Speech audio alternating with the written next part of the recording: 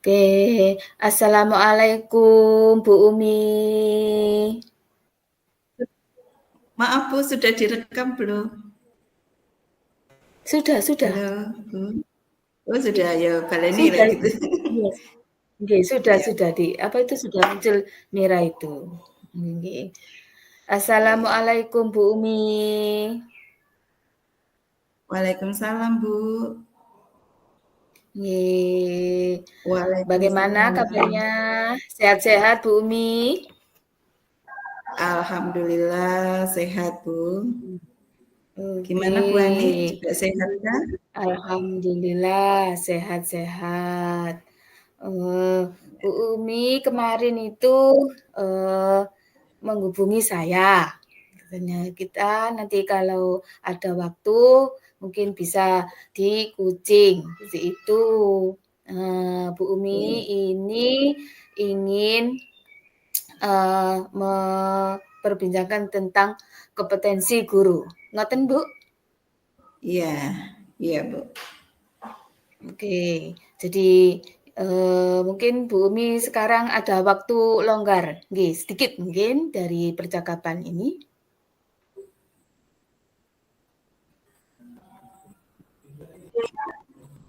Halo, Halo Bu, terputus Bu. halo, Ani, nggih, nggih. diulangi. Oh, nggih, Halo? nggih. Iya, Halo, iya. bisa mendengar suara saya Ibu? Bisa Bu, udah Oke, jelas Bu. ya, Bu Umi ini kemarin menghubungi saya. Jadi gini Bu, ayo kita coaching untuk ini percakapan tentang kompetensi guru. Ngoten Bu? Oke, Iya Bu Ani, betul. oke. Ini Bu Umi sudah meluangkan waktunya sebentar, mungkin tidak lama Bu ya, hanya 15 menit. Ngoten? Ya. Ya. Bu Umi, ini nanti Bu Umi ingin dari percakapan ini Bu Umi ingin menyampaikan seperti apa? Apa yang diinginkan Bu Umi?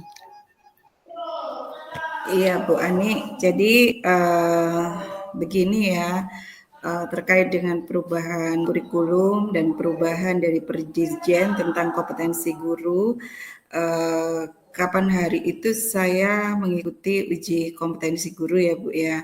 Nah ternyata kalau dilihat dari hasilnya, dari hasil uji kompetensinya itu level yang saya dapatkan sudah cukup bagus gitu ya secara wawasan. Akan tetapi ketika saya terapkan di sekolah rasa-rasanya level itu tidak sesuai gitu Bu. Jadi saya artinya paham dengan kompetensi saya dan apa yang seharusnya saya miliki, tetapi ketika sudah diterapkan di sekolah kok rasa-rasanya level saya jadi turun gitu ketika menghadapi murid-murid saya sebenarnya seperti itu Bu. Oke, nah Bu Umi di sini sudah kemarin mengikuti kompetensi guru Bu ya, ujian itu. Ya. Dari perubahan kurikulum dan kemudian dirjen itu. Ibu sudah mendapatkan level yang cukup bagus, tapi kenyataannya ketika dipraktekkan di sekolah kok tidak sesuai seperti itu. Nah, dari Bu Umi sendiri untuk yang diinginkan oleh Bu Umi itu seperti apa? Sehingga nanti, sesuai dengan apa yang diperoleh oleh Bu Umi. Iya, jadi maksud saya ketika saya sudah melakukan uji kompetensi nih Bu, misalkan saya berada di level 4 atau level 5 begitu ya, maka saya bisa menerapkan kompetensi yang saya miliki secara ujian gitu ya, secara asesmennya dan bisa saya aplikasikan kepada murid-murid saya ya. Itu harapan saya Bu. Oke, Bu Umi. Jadi apa yang diperoleh Bu Umi itu bisa diterapkan ya di sekolah. Nah, selama ini pengalaman, setelah menerapkan apa yang diperoleh oleh Bu Umi itu tadi dinyatakan tidak sesuai. Yang di sisi mananya Ibu yang tidak sesuai? Jadi mungkin di pedagogik ya Bu ya, di pedagogiknya itu saya merasa apa ya, yang seharusnya yang terstandar gitu ya, yang terstandar di uji kompetensi, saya belum bisa melakukan sepenuhnya di implementasinya di kelas saya seperti itu Bu. Jadi misalnya contoh nih Bu ya, pembelajaran terdiferensiasi misalkan. Nah, di standar pedagogiknya itu saya mampu melakukan pembelajaran sesuai gaya belajar murid. Nah, ternyata hasil tes asesmen diagnostik gaya belajar murid pun itu juga validitasnya Bu, validitasnya itu mungkin kurang Bu ya, kurang valid gitu, sehingga saya kewalahan dalam menerapkan strategi pembelajaran. Karena terus terang Bu, saya melakukan asesmen diagnostis awal pembelajaran terkait gaya belajar murid itu menggunakan aplikasi seperti itu, sehingga dan saya merasakan juga Bu, ketika saya ikut uji kompetensi guru memakai sistem aplikasi, saya akan menjawab sesuai dengan standar, saya akan menjawab bagaimana seharusnya seperti itu. Nah, kira-kiranya Bu Ani, murid saya itu juga begitu. Jadi murid saya itu ketika menjawab tes diagnostik, walaupun sudah saya katakan, ayo yang jujur gitu ya, seperti itu tetap saja hasilnya kurang maksimal. Padahal mereka sudah jujur, sudah berusaha jujur, tetapi hasilnya kurang sesuai atau validitasnya itu kurang gitu ya, sehingga strategi pembelajaran saya itu rasa-rasanya kurang sesuai, kurang pas dengan gaya belajar mereka sesuai hasil asesmen diagnostik itu Bu. Oke, Bu Umi, tadi, pedagogiknya, Bu, ya. Jadi Ibu Umi sudah menerapkan pembelajaran berdiferensial, kemudian Ibu Umi merasakan untuk validitasnya ini masih kurang valid, yang sudah diterapkan ke anak-anak uji diagnosisnya.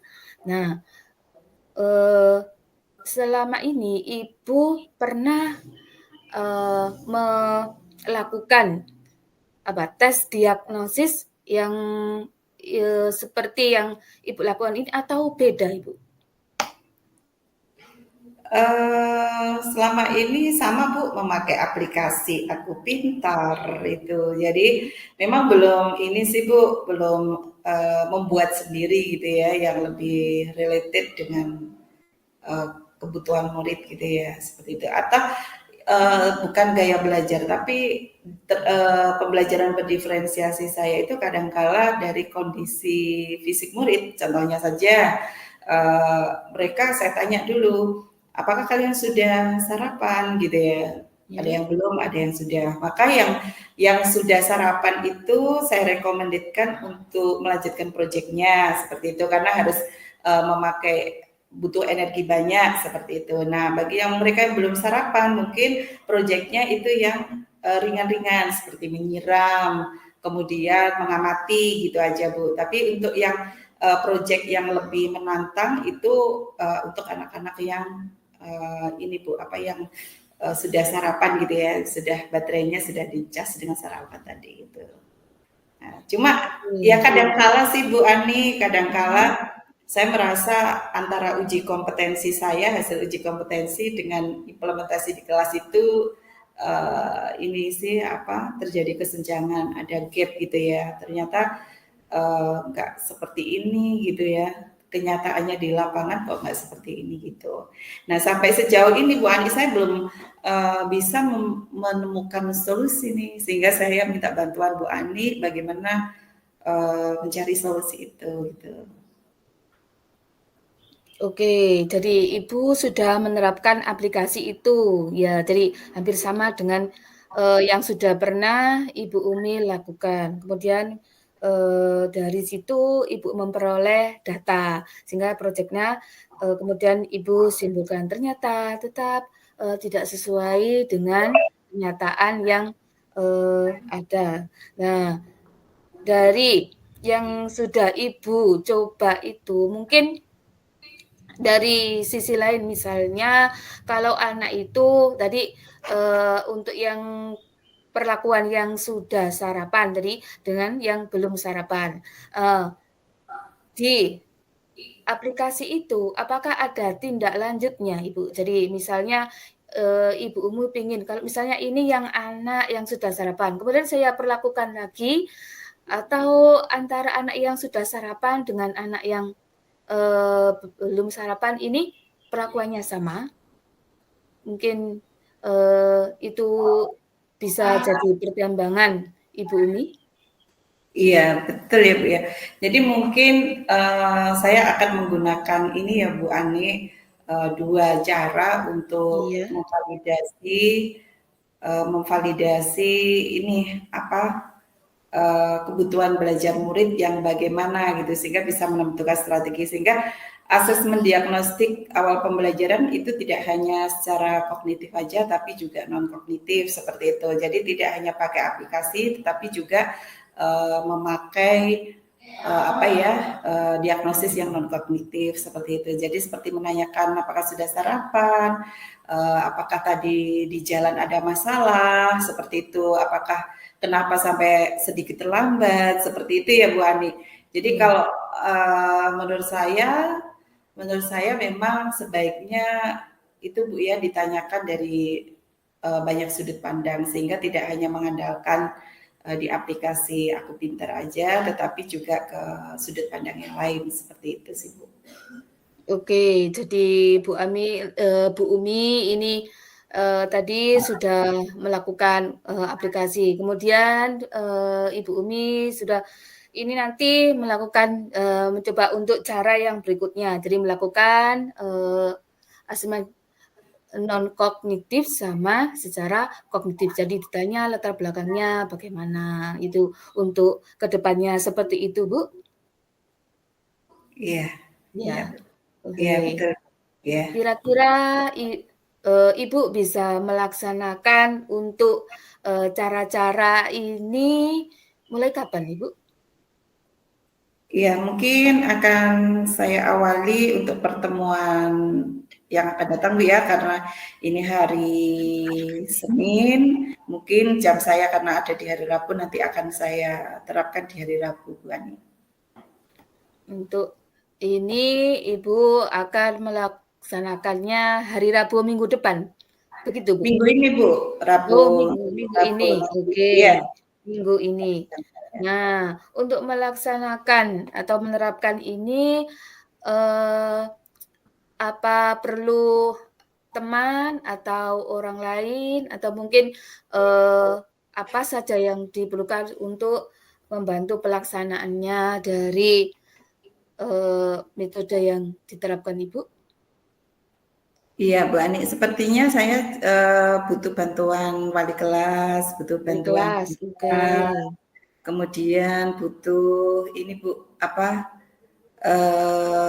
anak-anak juga, bahkan mungkin saya juga butuh keterangan dari wali murid terkait dengan kondisi anak-anak seperti itu. Jadi ada 4 Bu keterkaitannya saya, kemudian rekan guru yang lain, kemudian wali kelas, guru BK, dan orang tua murid seperti itu Bu Ani. Kalau untuk melibatkan di sini wali murid, Bu, ya? Kalau untuk melibatkan Iya. wali murid itu, apa Ibu Umi menyebarkan brosur dulu atau menyampaikan lewat WA, seperti itu?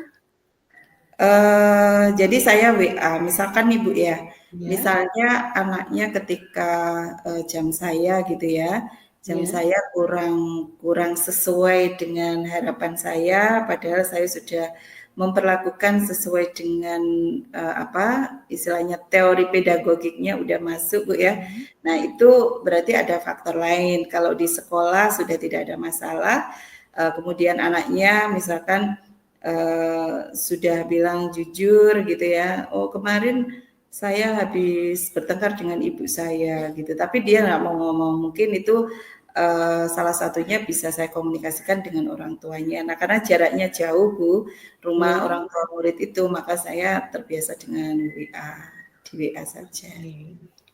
Ya, Jadi mungkin cukup di WA gitu, Ibu ya. Jadi untuk hubungan dengan wali murid.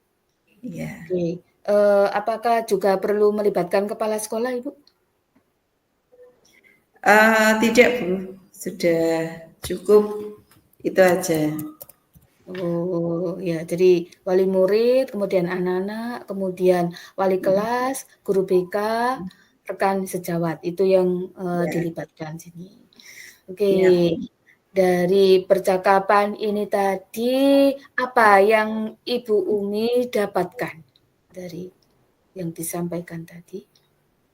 Iya, jadi yang saya dapatkan yang awalnya saya menstandarkan antara hasil uji kompetensi pedagogi saya di aplikasi gitu Bu ya, di PMM Mhm. dengan implementasi di kelas kurang sesuai.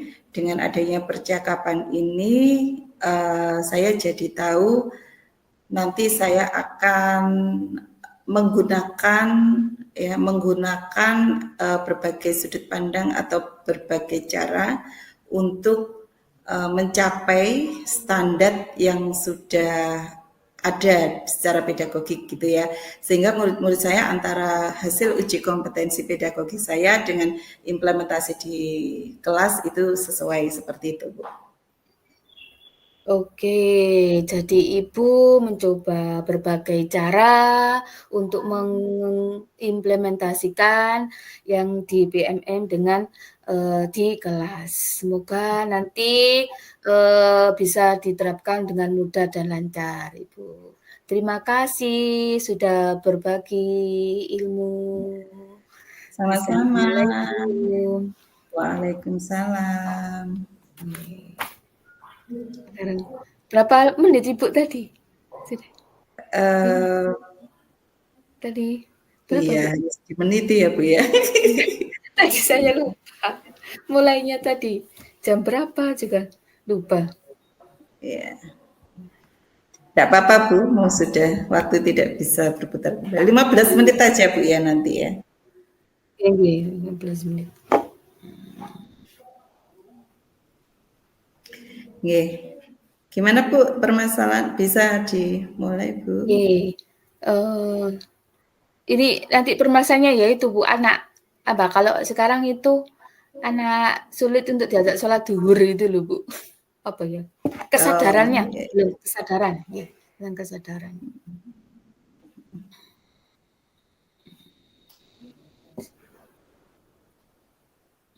ya sudah Bu.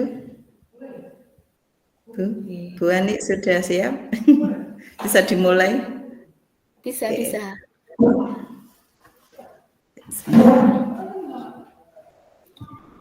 Oke, baik. Assalamualaikum warahmatullahi wabarakatuh, Bu Ani.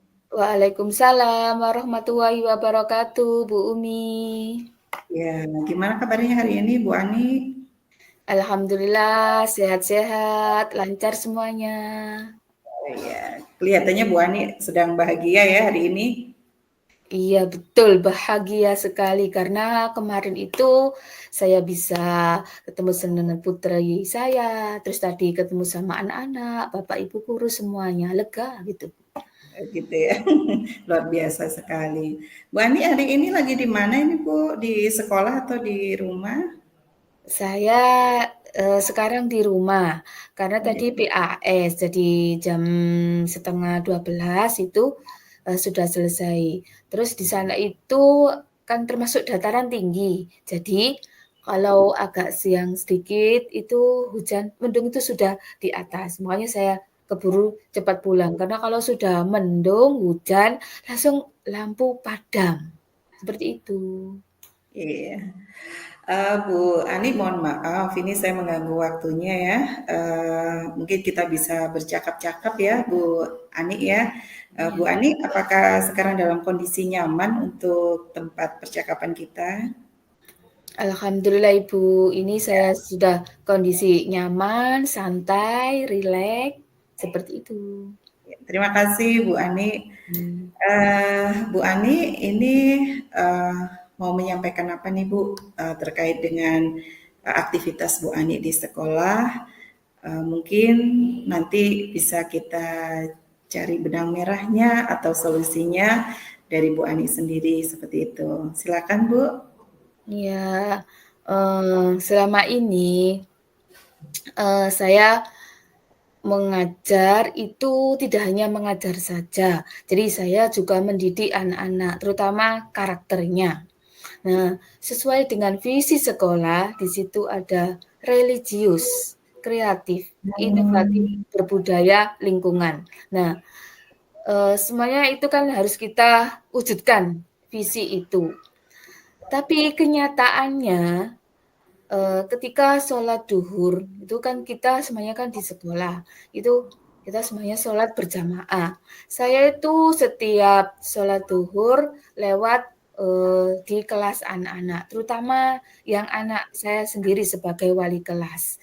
Itu setiap kali saya datang, saya harus membangunkan anak-anak itu.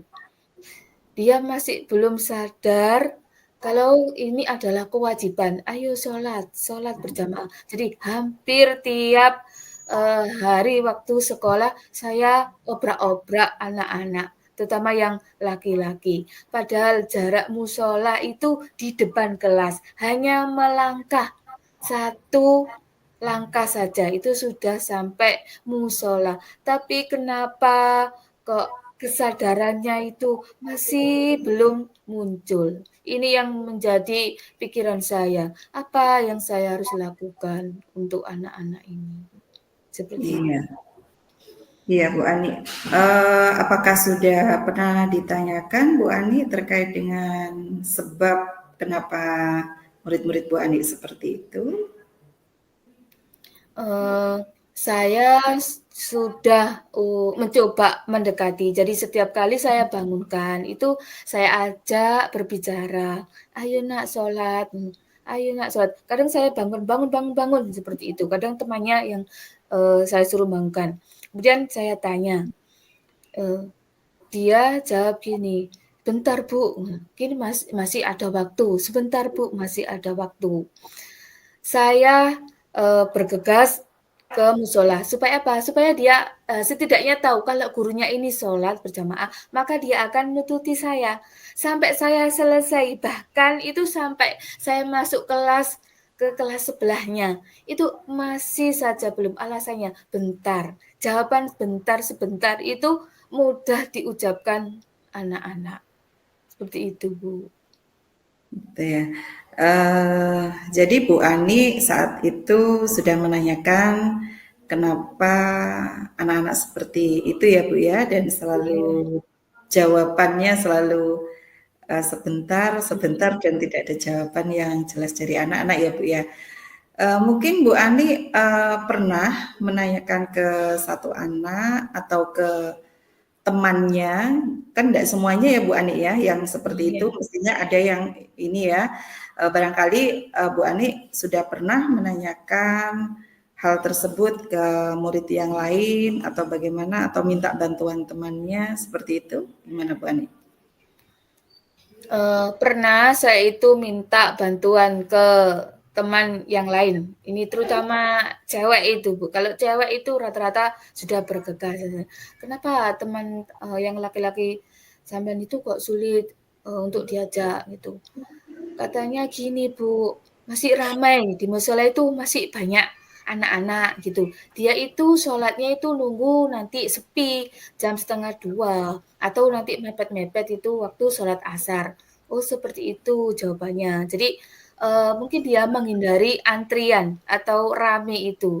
Dia itu males kalau antri, itu. Kemudian, kalau sudah tidur, saya bilang ke anak itu, "Kenapa kalau menjelang duhur itu kok dia tidur? Apa nggak mikir nanti mau salat duhur?" Temannya yang jawab gini, "Iya Bu, karena, kalau sudah tertidur itu dia sulit dibangunkan. Akhirnya nanti mau menjelang asar dia baru, bergas kadang ya nggak sholat." Seperti itu, Bu. Oh, jadi Bu Ani sudah menanyakan juga ya ke Iya, teman-temannya itu. iya. Kemudian yang Bu Ani rasakan dengan jawaban temannya tadi, apa yang dilakukan Bu Ani terhadap anak yang susah untuk diajak salat duhur. Iya, saya sudah, tadi melakukan pendekatan, kemudian saya sudah tadi sama teman-temannya itu, ini saya kepingin, ke grup, di paguyuban wali murid itu, coba saya menanyakan yang anak-anak itu yang sekiranya, kurang untuk kesadarannya, itu saya coba menanyakan ke wali murid, apakah di rumah itu dia seperti itu, untuk sholatnya harus diobrak-obrak dulu atau bagaimana. Jadi, dari 36 anak itu ada 4 anak itu memang betul-betul sulit sekali. Ada 1 anak itu orang tuanya kebetulan dia selalu, berhubungan atau selalu menanyakan untuk anaknya. Tapi di sekolah anaknya itu memang perlu diperhatikan betul. Jadi, memang dari sisi orang tua kita itu harus selalu berkolaborasi. Kenapa? Karena mungkin di lingkungan rumah, ayah ibunya kerja, jadi di rumah tidak ada yang mengingatkan, tidak ada yang memperhatikan, jadi dia seenaknya. Jadi orang tuanya kadang minta tolong ibu ya nanti, putra saya diingatkan kalau sholat, itu ada yang seperti itu orang tuanya. Ada yang, orang tuanya masih belum saya hubungi atau orang tuanya masih kurang perhatian terhadap anaknya. Sehingga mungkin, ke depannya saya coba untuk melakukan, hubungan dengan secara kolaborasi dengan orang tua, seperti itu. Ya, jadi tadi Bu Ani sudah melakukan aksi ya Bu ya, melibatkan murid lain yang tidak yang sudah aktif di dalam sholat duhur, kemudian juga sudah melibatkan orang tua murid di grup paguyuban. Nah, ini rencana aksi ke depannya Bu Ani apa nih yang nanti bisa membantu Bu Ani sesuai dengan harapan Bu Ani, murid-murid Bu Ani di kelas Bu Ani itu bisa dengan kesadarannya melaksanakan sholat duhur seperti itu Bu. Yang akan saya lakukan ini berarti saya harus menggandeng semua dari Bapak Ibu guru, terutama untuk guru agama, jadi kita saling berkolaborasi. Kemudian untuk tatib juga, kemudian untuk ini, orang tua juga, mungkin kita perlu parenting gitu, kita, adakan suatu pertemuan, mungkin tidak semua orang tua, hanya orang tua yang, anaknya yang tadi sulit untuk diajak sholat duhur itu, jadi skala kecil dulu.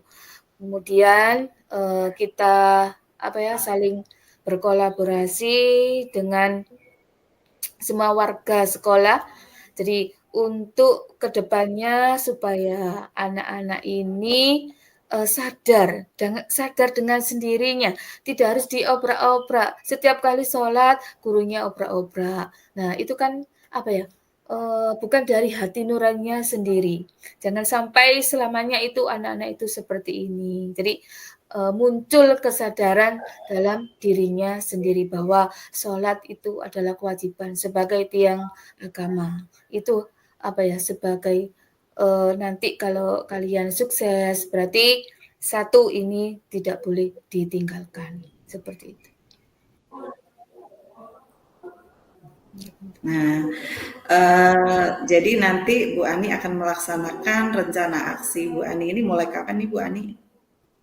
Ini secepatnya Ibu. Jadi, saya kalau ini masa PAS Bu, jadi mungkin kalau PAS ini kan pulangnya ini sebelum duhur, jadi sholatnya itu anak-anak di rumah. Kalau setelah PAS itu sekitar tanggal, 3 Desember, jadi akan melakukan kolaborasi, saya menghubungi orang tua, kemudian saya koordinasi dengan guru agama, kemudian saya menanyakan ke Bapak Ibu guru yang lain untuk perilaku anak ini bagaimana. Jadi saya biar tahu, sejatinya tiap harinya anak ini seperti apa. Jadi mungkin saya harus secepatnya mengambil tindakan, yaitu sekitar tanggal 3 Desember ini. Ya, luar biasa Bu Ani, apa yang sudah Bu Ani sampaikan Nah, mudah-mudahan nanti rencana aksi Bu Ani bisa benar-benar jadi solusi dan memang itulah cara jitunya ya Bu Ani, karena Bu Ani sudah melibatkan atau berkolaborasi dengan banyak pihak, kemudian Bu Ani juga sudah melakukan treatment ke anak-anaknya sendiri seperti itu. Nah, Bu Ani, dari percakapan hari ini, apa yang Bu Ani dapatkan dari Yang masalahnya Bu Ani? Iya. Yang saya dapatkan dari percakapan ini tadi, yang awalnya tuh saya bingung atau pikiran saya itu buntet gitu, Bu, ya. Iki diapakno anak ini, gitu. Ternyata setelah saya di-coach sama Ibu Umi, saya menemukan solusi. Oh, kita parenting, oh kita kolaborasi dengan orang tua, kemudian kita melakukan pendekatan dengan anak itu, kemudian tadi dengan teman atau rekan sejawatnya, mungkin nanti bisa ditanyai seperti itu. Ini, cara-cara yang mungkin jitu menyadarkan anak-anak itu. Jadi sekarang saya plong, sudah di sini tuh rasanya nggak ada, apa ya, sumbetan gitu. Kalau awal tadi, apa ya yang harus dilakukan? Nah, mungkin seperti itu. Iya. Jadi kalau dari percakapan kita tadi, apakah Bu Ani bisa menyimpulkan apa yang harus dan akan dilakukan oleh Bu Ani dari Yang kesimpulan harus percakapan? nggih, yang harus saya lakukan ini saya terus, memotivasi anak, mengingatkan terus. Jadi saya tidak boleh putus asa mendidik anak-anak, seperti itu. Itulah apa ya, anak-anak kita. Jadi memang tidak semuanya itu harus diingatkan, memang tidak semuanya itu sadar, tetapi kita sebagai pendidik tadi menuntun terus seperti itu. Yang akan saya lakukan selanjutnya, ini saya harus banyak, berkolaborasi, kemudian saya harus banyak juga, dengan sesama wali murid, menanyakan kalau di rumah anak-anak ini seperti apa, kemudian terus, memberikan motivasi untuk orang tuanya supaya terus, ketika anak-anaknya di rumah itu diperhatikan. Jadi setidaknya itu orang tua juga punya wewenang, jadi bukan pasrah bongkokan kalau seperti di sekolah, tapi di rumah juga dia harus mengingatkan terus. Soalnya ketika orang tua itu sudah bekerja, kemudian capek di rumah, terus anaknya itu ya, dibiarkan itu saja. Jadi, saya sering melakukan pendekatan dengan anak-anak gitu, ternyata jawabannya seperti itu, "Kalau di rumah, ya sudah Bu, tidur, nggak ada yang mengingatkan." Jadi mungkin dari nanti parenting itu kita saling mengingatkan. Jadi biar, kalau di sekolah mungkin sama bapak ibu guru, kemudian untuk yang di rumah berarti, faktor keluarga ini yang sangat menentukan. Seperti itu, Bu. Ya, oke, luar biasa sekali Bu Ani sudah bisa menyimpulkan dari percakapan kita hari ini. Mudah-mudahan sukses dan lancar untuk rencana aksinya. Dan mungkin saya tunggu untuk tanggal 5 ya Bu ya, rencana aksinya Bu Ani dilaksanakan tanggal 3. Mungkin nanti kita tanggal 5 bisa bercakap-cakap kembali, ngobrol lagi terkait dengan hal yang sama, dan saya ingin mendengar juga Bu Ani dari rencana aksinya apakah masih ada kendala ataukah sudah sukses gitu Bu ya, karena saya juga ingin belajar juga dari Bu Ani seperti itu ya. Oke Bu Ya. Ani, terima kasih untuk hari ini, terima kasih sudah berbagi ya. Saya akhiri dulu Bu Ani, kita sampai jumpa kembali. Assalamualaikum warahmatullahi wabarakatuh. Waalaikumsalam warahmatullahi wabarakatuh. Terima kasih Bu Umi. Sama-sama Bu.